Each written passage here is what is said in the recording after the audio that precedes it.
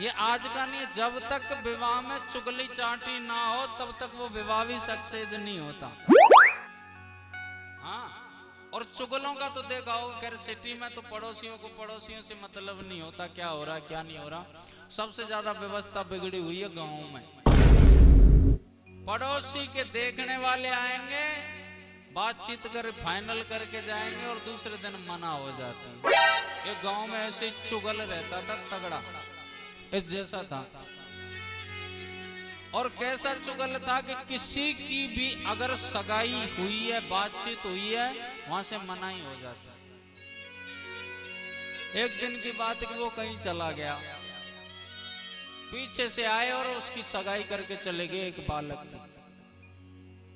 और लौट करके आया, उसकी धर्मपत्नी ने बोले तुम तो चले गए और राज बहादुर के छोरा को विवाह तय कर दिया, सगाई हो गई। बोले तू क्या कहती है? बोले सही कह रही हूँ। बोले अब तो नाक कट गई, हमारे होते हुए भी दूसरे की सगाई हो जाए, हमारे छोरों में क्या कमी है? लेकिन अब तो कुछ नहीं हो सकता सर। धर्मपत्नी बोली चिंता क्यों करते हो, हम आपकी धर्मपत्नी है, कुछ ना कुछ हम व्यवस्था करेंगे। विवाह भी इतनी जल्दी तय कर दिया उस बालक का। एक लोकाचार होता है जिसे कहते हैं लगन टीका। लगन जैसे ही आई और जिस दिन लगन आने वाली थी, वो पड़ोसन कभी भी काम करने के लिए कभी हाथ नहीं बटाती थी। उस दिन सुबह ही सुबह पहुंच गई और दौड़ दौड़ करके आगे सारा काम करे।